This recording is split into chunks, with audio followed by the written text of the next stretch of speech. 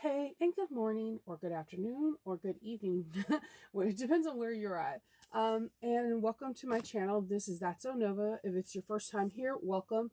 If you're a returning subscriber, thank you for coming back. Today we're gonna have a short but fun project with key fobs. I think most of us have these, but I had a couple of people that are brand new to bag making, and they wanted to do kind of like a scrap buster, and also just to get your sojo back into crafting and just do something that you can do for not only like holiday marts or Comic Cons, but like thank you gifts. And I was like, there's nothing better than a key fob. So I wanted to show you a couple different techniques on how to put the key fob on together. I have like a press plate and the old school key fob, but I wanted to show you different like materials you can use your key fob. We have the Old Faithful. Like you can't get any better than actually using webbing, whether it's polyester, polycotton, or cotton. So I love webbing, and even when I have like a 10 or 12-inch piece, I won't throw it away. I'll try to use it in like into a bag instead of using like a 2 by 4 inch piece for D-ring connectors. I will use like my Riley Blake or my Rashida Coleman pieces of webbing because they're absolutely stunning, and why not put them in a bag? And you know it's going to be stable and it's bulk reducing. But if they get down to something that's really whimsical like these two, I like to make them into key fobs. And I have a basket in my room, my work room, that I have for thank you gifts. So if someone purchases a bag for me, I'll go in there and I'll grab a really nice thank you gift for someone. And this is what I do, is I'll like put a nice hardware color on them and give it to them. And I also like to give them to like teachers or people that work hard within our community. And I just want to say, you know what, I see you, and I want you to know that I appreciate you. So these are really fun prints, and you can get these webbings at Stitch Supply Co. I'll put Stitch Supply Co.'s information down into the description box. There's no affiliate links. They just have gorgeous webbing. And then you have these beautiful like poly cotton colors. And again, these are really great to have around if you have a bag and you need to have connectors. Having some solid poly cotton or webbings like this are great because they, again, you can use them as connectors and they don't have a lot of bulk. But when they get down to like the 10 to 15 inches, they're really great to make for little key fobs. Sometimes we have scraps. This scrap was 4 inches.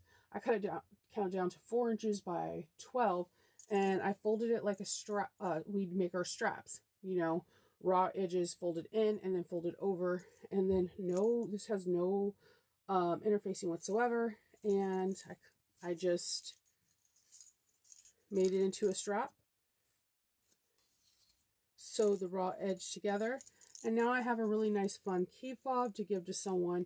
Like I said, thank you gift, postman gift, whomever gift. So usually the key fobs come like this. The hardwares are really pretty. They come in an array of different colors, just like our regular hardware.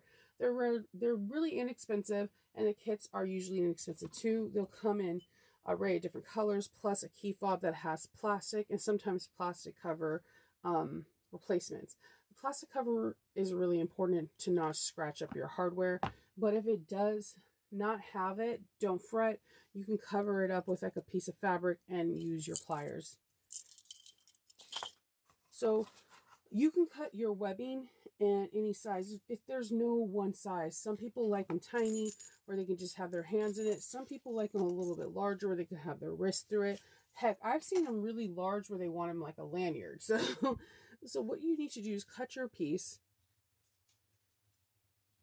sew across about a little bit over 1/8, like between 1/4 of an inch and 1/8, and sew back and forth and sew really nice. Then if it is a polyester, which a lot of people like to use because polyurethane, it's more wipeable. It's a little bit more hygienic than polycotton. I love cotton and polycotton with all my heart, but if your hands are dirty, if you're sneezing, when you touch it, it's harder to clean unless you're washing it with soap and water and then allowing it to air dry on the counter.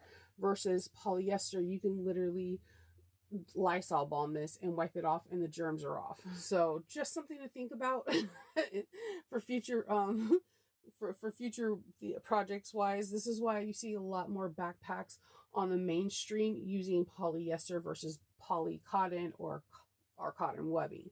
So from here you would take your whatever your glue of choice is, and I like MagTac or Beacon glue, and I will put it, I'll take a bead of glue and spread it on one side, then a bead of glue and spread it on in between the layers and on this side.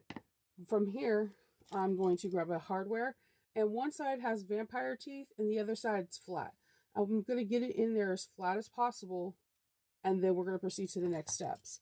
So I'm going to show you two other materials.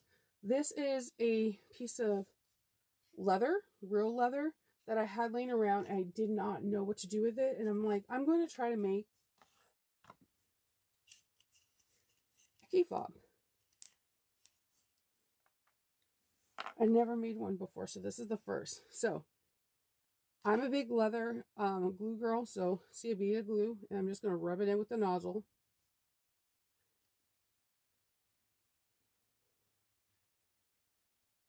And I think the glue for me is a big thing because once it's cured, it's like permanently in here.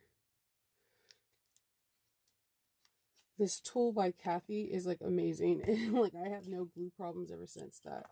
So I'm going to take it, and I'm going to take this beautiful rainbow and iridescent, and I'm going to lay the flat side this way and lay it in here as nicely as I can.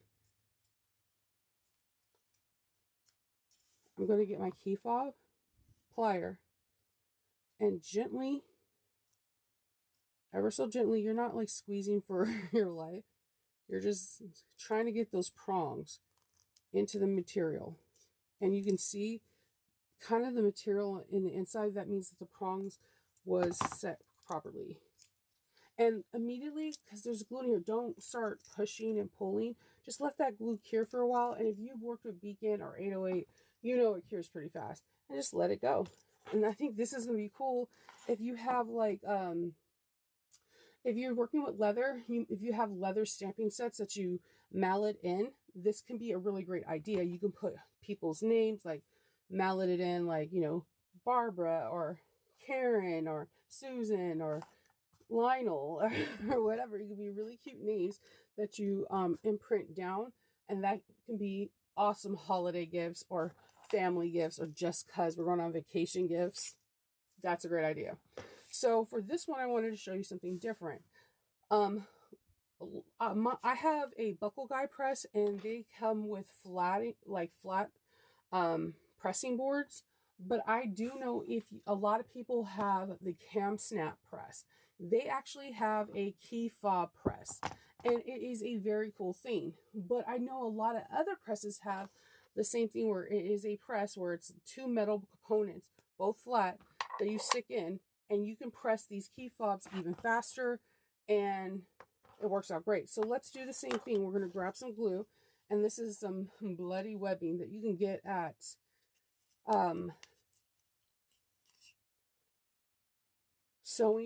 Garner Sewing Room. So I'm just spreading that glue.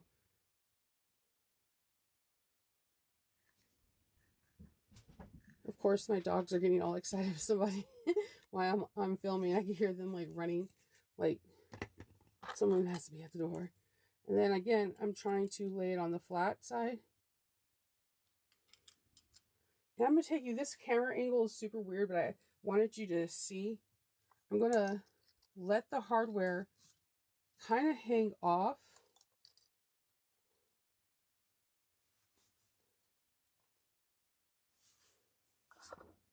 And you don't have to put full force.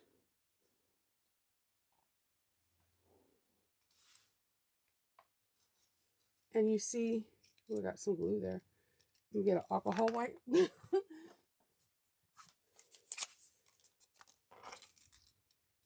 Well, at least that happened when you see, and so you're like, Shinova, what happens if glue got on there?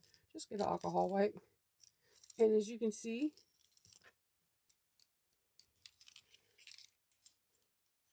It's nice. You can see the material. It just flattens a little bit easier so that if you have a pressing plate on your machine, it's a little bit easier on your hands. But this works just as fine. It's nothing, there's nothing to it. You can press, if you use a like a garlic micer, like the press or anything like that, you got this. You know how to do it. It's the same kind of press. It's not like a lemon juice presser where you're like, yes, I need to get all the lemon juice out. It's nothing like that. You're going to be fine, I promise. But yeah, you have all of these cool ideas you can use. Again, really creative webbing. You can use leather straps. You can make fabric straps. You can make, using your best kind of different color webbings. I know sometimes Tula Pink has really cute ones and you don't want to get rid of them. Make key fobs for you and your friends. I think that the possibility of different webbings and key fobs are never ending. And right now, bag bling is in. You can make a really pretty bag, clip it to it, and there you go. So I just wanted to give you this presentation, and I hope you really like it. If you have any questions about any of the supplies I use that and I accidentally didn't list it, please comment down below. If there's another like project you're like, hey, I've seen this, I would like someone to do it, put it down below. You never know, I might do it. And I would appreciate if you like, comment, and subscribe if you think this video is worthy. And I will talk to y'all later. Bye.